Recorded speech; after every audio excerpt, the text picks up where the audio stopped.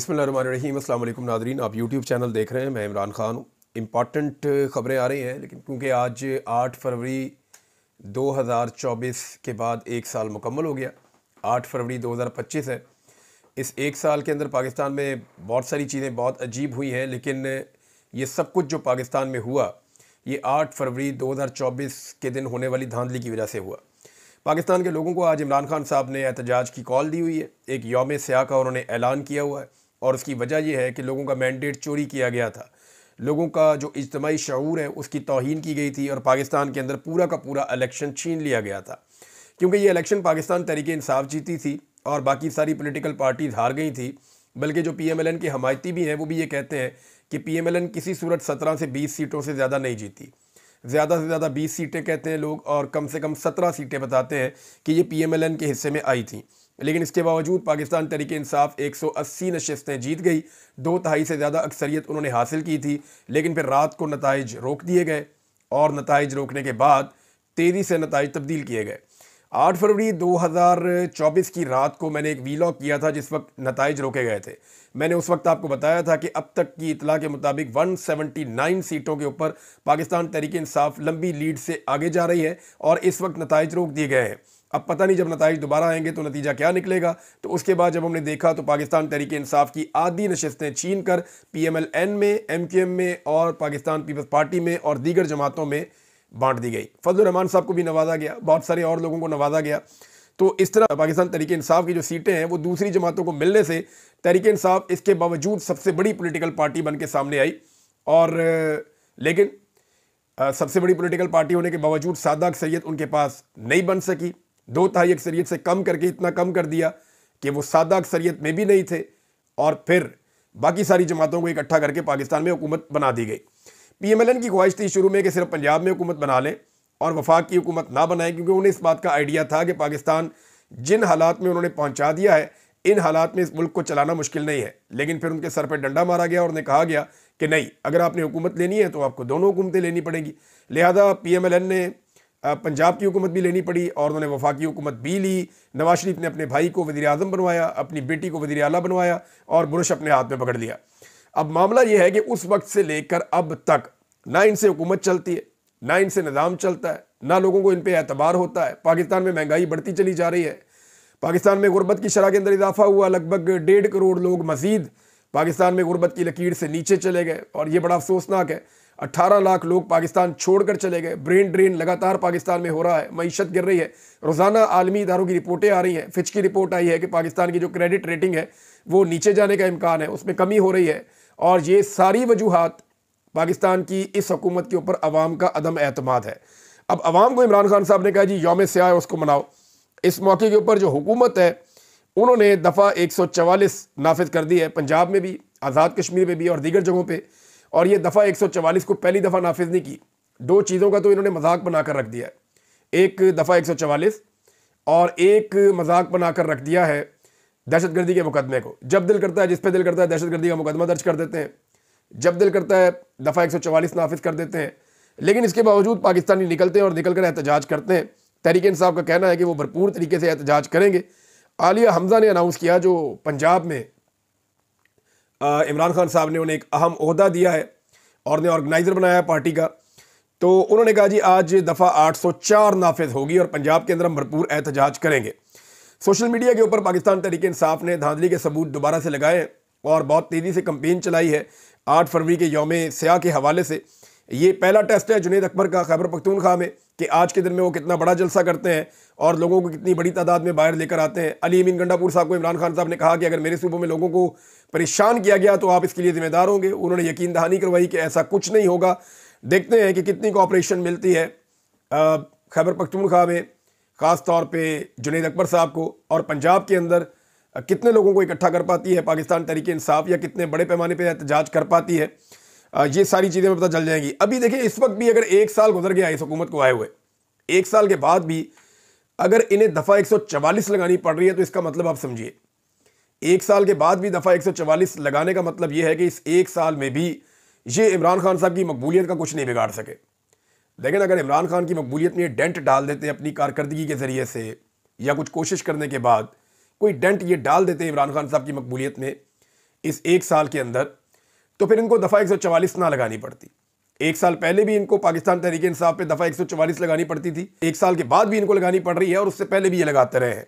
तो ये एक वाज़ेह सबूत है कि इमरान खान साहब की मकबूलियत को तोड़ने में मुकम्मल तौर पे नाकाम रही है मौजूदा हुकूमत और उन्हें एक और यौम स्याह का सामना है।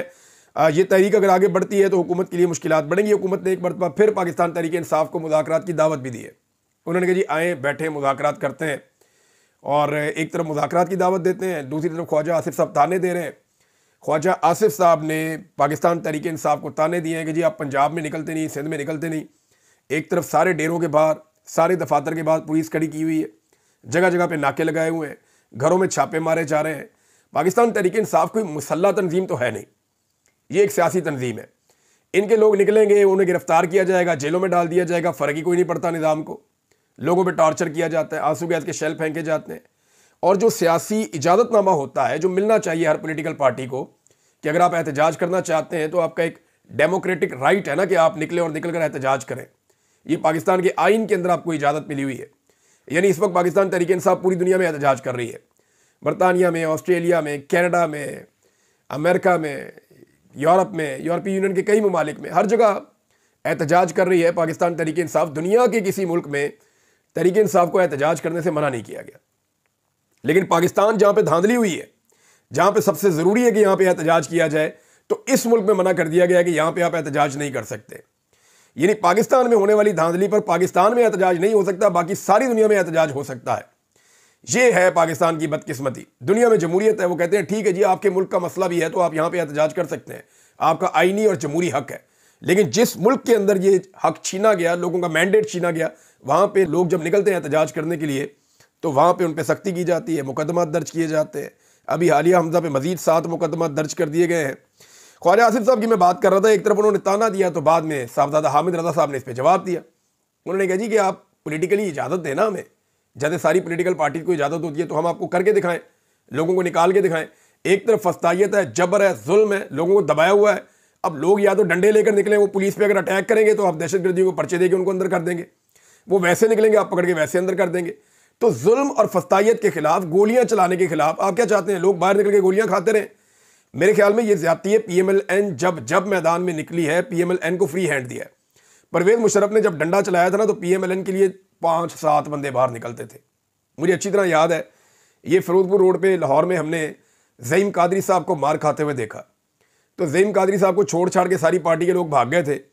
ये ख्वाजा साद रफ़ीक साहब वगैरह ये नज़र भी नहीं आ रहे थे। पहले एहतजाज की कॉल दी गई थी तो ज़ईम कादरी को बड़ी सोटियाँ पड़ी वहाँ पे लाहौर में, और वो ज़ख्मी भी हो गए, उन्हें उठा के भी ले गए, बाद में जेल में भी डाला गया उन्हें। इस तरह और बहुत सारे लोग हैं। लेकिन जब भी PMLN निकलती थी ना, ये 20 से ऊपर कभी नहीं होते थे। 15-20, 15-20, 15-20 ये एहतजाज चलता था जब डंडा चलता था। वो पाकिस्तान तहरीक इंसाफ की पसली तो फिर भी बहुत मोटी है, सैकड़ों की तादाद में निकलते हैं, हज़ारों की तादाद में गिरफ्तार भी हो जाते हैं। तो PMLN ने तो कभी इतना हौसला भी नहीं किया था। ये इस सिलसिले से गुजरे हुए हैं, इन्हें आइडिया है कि जब जुल्म की चक्की चलती है तो ये ख्वाजा आसिफ तो एक दिन नहीं निकले एहतजाज करने के लिए जब जुल्म की चक्की में पिस रहे थे। ये तो वो लोग हैं जो पाकिस्तान छोड़कर चले गए थे, एहसन इकबाल साहब, ख्वाजा आसिफ साहब और बहुत सारे लोग हैं।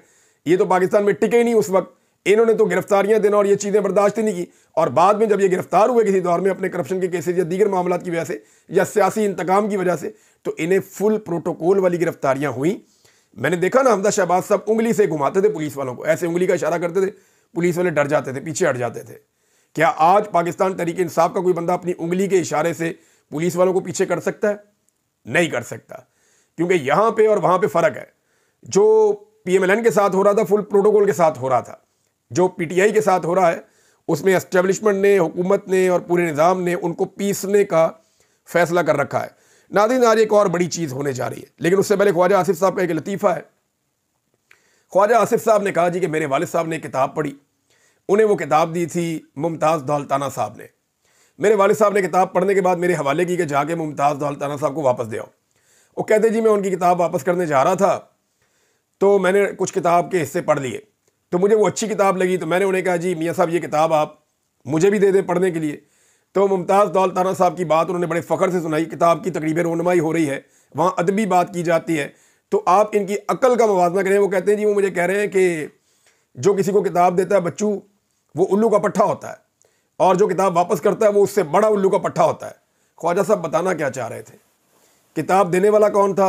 मुमताज़ दौलताना। किताब वापस देने वाला कौन था? ख्वाजा आसिफ साहब के वालिद। तो ये दोनों को उल्लू का पट्टा और बड़ा उल्लू का पट्टा कह रहे हैं। यानी ख्वाजा आसिफ साहब को बात करते हुए भी समझ नहीं आ रही कि वो एक अदबी महफिल के अंदर एक ऐसे मौके के ऊपर किस तरह का लतीफ़ा सुना रहे हैं और किन लोगों की बेइज्जती कर रहे हैं। ये एक्चुअली ज़हनी मरीज़ बन गए हैं। यानी रिहाना डार ने जब शिकस्त दी ख्वाजा आसिफ साहब को, सोच भी नहीं सकते थे। ये 3 मरतबा लगातार सियालकोट से इलेक्शन हार के और जूते पॉलिश करके वहाँ पे MNA बने हैं। इसी तरह नवाज शरीफ साहब के साथ भी यही हुआ है कि नवाज शरीफ साहब जो है वो लाहौर से इलेक्शन हार गए, जहाँ से वो हमेशा जीतते थे। अभी लाहौर के उसी हल्के के अंदर सर्वे हुआ है और वो सर्वे मैं देखकर हैरान रह गया हूँ कि उस हल्के के अंदर PMLN जो है वो 50-50 चलती थी, या अगर बहुत बुरे हालात भी हों तो थोड़ा सा डाउन हो जाती थी। लेकिन अभी इस वक्त तो यास्मीन राशिद साहिबा जेल में है और नवाज शरीफ साहब का नाम लेने वाला कोई नहीं है। हल्के के अंदर PMLN का बेड़ा गर्क हो चुका है और ये नवाज शरीफ साहब का वो हल्का है जिसे ये लोग अपना गढ़ समझते हैं। तो इन्हें ज़हनी मरीज बना दिया इमरान खान साहब ने, इनको शिकस्त दे देकर। अभी इमरान खान साहब का एक और डेवलपमेंट है, मैं आपको पहले ही बता देता हूं जो सामने आने वाला है। डेवलपमेंट ये है कि इमरान खान साहब ने एक खत लिखा था आर्मी चीफ को, उस खत का कोई मुस्बत जवाब नहीं आया। मैं प्रैक्टिकली आपको बताऊं कि जो ऑफ द रिकॉर्ड उसका जवाब आया पार्टी के पास, वो कोई मुस्बत जवाब नहीं है। तो अब इमरान खान साहब ने एक खत और लिख दिया। ये आज के दिन में ज़्यादा इम्कान आते हैं कि इमरान खान साहब का खत दोबारा से खुला खत आर्मी चीफ को पहुंच जाएगा। ऐसा नहीं है कि कोई डाकिया लेकर जाएगा, जाकर आर्मी चीफ साहब को देगा कि सर ये आपके नाम खत है, इमरान खान साहब ने भेजा है। ऐसे नहीं होगा। ये ओपन लेटर है, खुला खत है, सारी कौम इसको पढ़ लेगी कि इमरान खान साहब ने पहले आर्मी चीफ को क्या कहा था, उसका जवाब जिस तरह का है। फिर उसके बाद इमरान खान साहब ने दूसरा जो ख़त लिखा है वो ज़रा थोड़ा सख्त है, उनके अल्फाज भी सख्त हैं, उसके अंदर गिला शिकवा भी थोड़ा सख्त है। तो पहले से इसकी इंटेंसिटी ज़्यादा है। मुझे इस खत के हवाले से कुछ नुकात पता हैं और पहले से मिलते जुलते ही हैं। जो पहले इमरान खान साहब ने बातें की थी वही बातें रिपीट होंगी, लेकिन इस मरतबा ख़त पहले की तरह ज़्यादा नरम नहीं होगा, थोड़ी सी उसकी इंटेंसिटी ज़्यादा होगी। और मुझे लगता है कि इमरान खान साहब अब ख़त लिखते रहा करेंगे आर्मी चीफ को जब तक कि ख़त का सही तरह जवाब नहीं आ जाता। देखिए ये तो उनका इस्तेकाक है ना, कोई भी किसी को ख़त लिख सकता है, जमहूरियत है यहाँ पे। तो इमरान खान साहब आर्मी चीफ को लिखा हुआ दूसरा ख़त आज के दिन में या तो वो पब्लिक कर देंगे, और अगर आज ना किया तो एक आधे दिन में हो जाएगा। लेकिन मेरी इन्फॉर्मेशन के मुताबिक खान साहब का ख़त तैयार हो गया है, लिखा हुआ भी है, सिर्फ उसे पब्लिक करना बाकी है। तो पहले जो ख़त लिखा है उसके ऊपर बड़ा रोला पड़ गया, पूरी दुनिया के अंदर रोला पड़ा उसका। ये एक्चुअली इमरान खान साहब रजिस्टर्ड कर रहे हैं कि मैंने 150 सफ़ात का ख़त हमारे चीफ जस्टिस को भी लिख दिया और आईनी बेंच के सरबराह को भी लिख दिया, और मैंने आर्मी चीफ को भी ख़त लिख दिया। मैं आलमी इदारों को भी लिख रहा हूँ, मैं बैनुल-अक़वामी सतह पे भी खतूत लिख रहा हूँ, मैं सबके साथ बात करने के लिए तैयार हूँ। मैंने मुज़ाकरात को मौका भी दिया, हमारे 2 बड़े जायज़ मुतालबात थे, वो मुतालबात तस्लीम नहीं किए गए। तो इमरान खान साहब ने पूरी ग्राउंड बना ली है और एक एक चीज़ इमरान खान साहब ने बता दी है कि जनाब हुज्जत तमाम कर रहा हूँ मैं, ये काम किया जाए। अब बज़ाहिर ऐसे लगता है कि आने वाले दिनों में जो फैसला होगा वो सड़कों पर होगा। ऐसा नहीं लगता कि अब कोई चीज़ तय हो पाएगी दोनों फ्रीकैन के बीच में। उसकी एक वजह है ना, जो मुझे वजह समझ आती है कि इमरान खान साहब मैक्सिमम फ्लेक्सिबल होकर भी जिस पॉइंट तक आए हैं हुकूमत और एस्टेब्लिशमेंट के लिए, वो काफ़ी नहीं है। जो हुकूमत और एस्टेब्लिशमेंट मांग रही है इमरान खान साहब उससे बहुत दूर है, वो उन्हें देना नहीं चाहते, बीच का रास्ता निकल नहीं रहा, और डील करने के लिए इमरान खान साहब तैयार नहीं है। हाँ, मामला डील करना चाहते हैं लेकिन कोई ज़ाती डील वो करना नहीं चाहते। अब इस सूरत हाल के अंदर इमरान खान साहब को अगर नहीं छोड़ा जाता तो फिर उन्हें एक तहरीक चलानी पड़ेगी। ये तहरीक का मोमेंटम आहिस्ता आहिस्ता बन रहा है। आज का दिन बहुत इंपॉर्टेंट है। अगर आज पाकिस्तानी बाहर आते हैं, बड़ी तादाद में बाहर आते हैं, तो पाकिस्तान तहरीक इंसाफ का हौसला बढ़ जाएगा और तहरीक इंसाफ दोबारा एक तहरीक की तरफ चली जाएगी। और अगर नहीं आते तो फिर पाकिस्तान तहरीक इंसाफ को मज़ीद मेहनत करनी पड़ेगी अपने कारकुनों को मोटिवेट करने के लिए, उन्हें बाहर निकालने के लिए। नाज़रीन, इमरान खान साहब का ख़त नहीं है, कुछ और खतूत भी हैं, जिनमें एक ख़त सुप्रीम कोर्ट ऑफ पाकिस्तान के 4 जजेस ने चीफ जस्टिस साहब को लिखे। यानी ख़त लिखा है 4 जजेस ने, इसमें अतर मुल्ला साहब हैं, मंसूर अली शाह साहब हैं, इसमें जस्टिस मुनीब अख्तर साहब हैं, जस्टिस आयशा मलिक साहब हैं।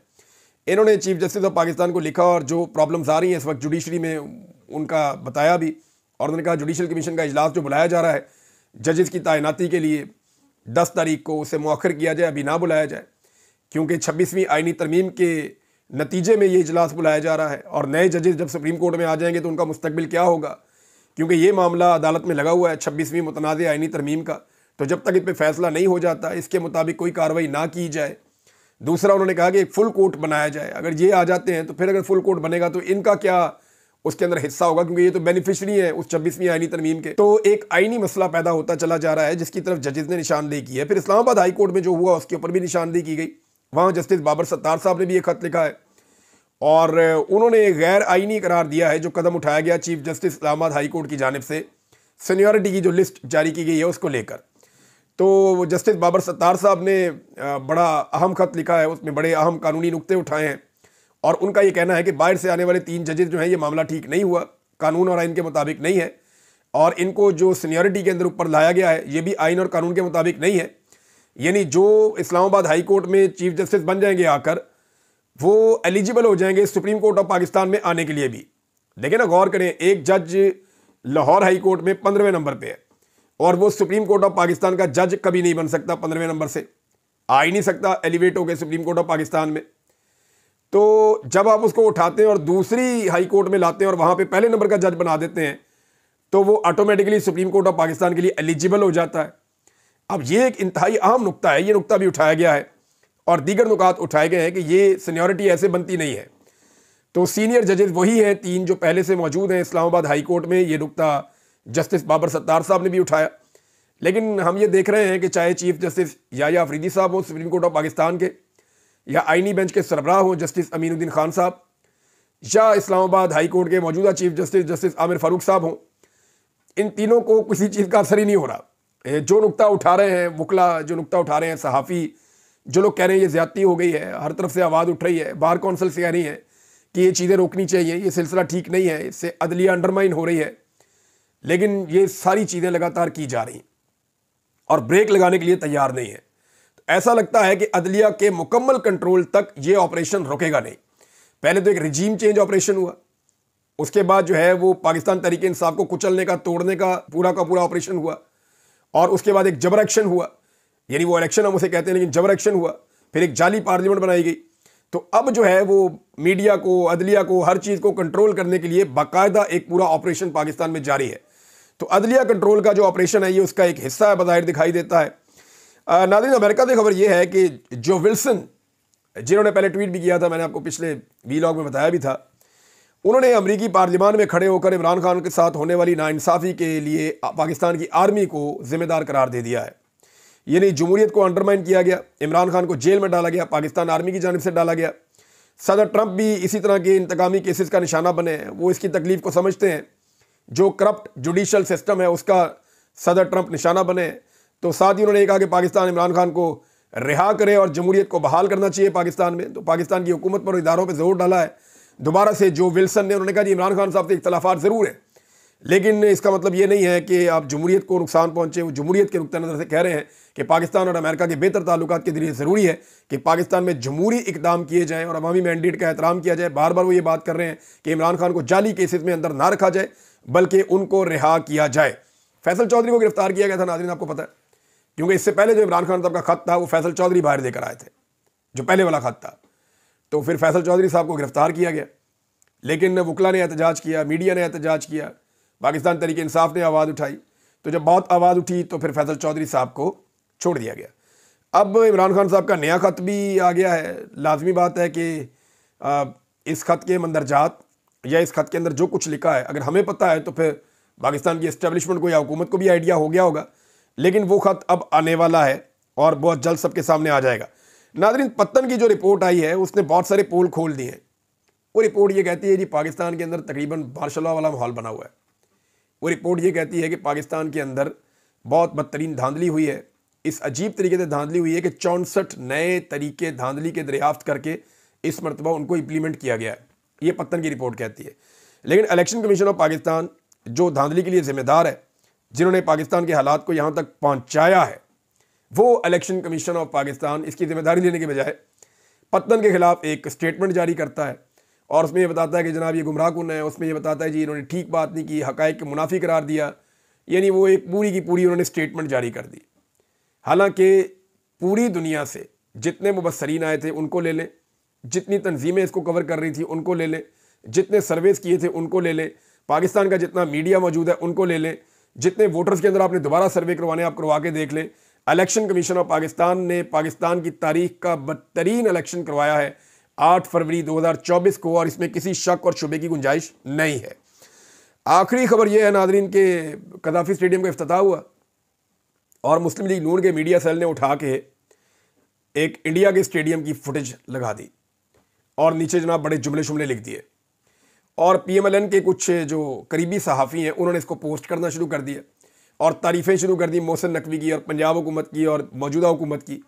वो बाद में जब प्रोपेगेंडा खोला गया जनाब ये तो वीडियो ही एक इंडिया के स्टेडियम की है, क्रिकेट स्टेडियम की, तो उसके बाद फटाफट डिलीट करके भाग गए।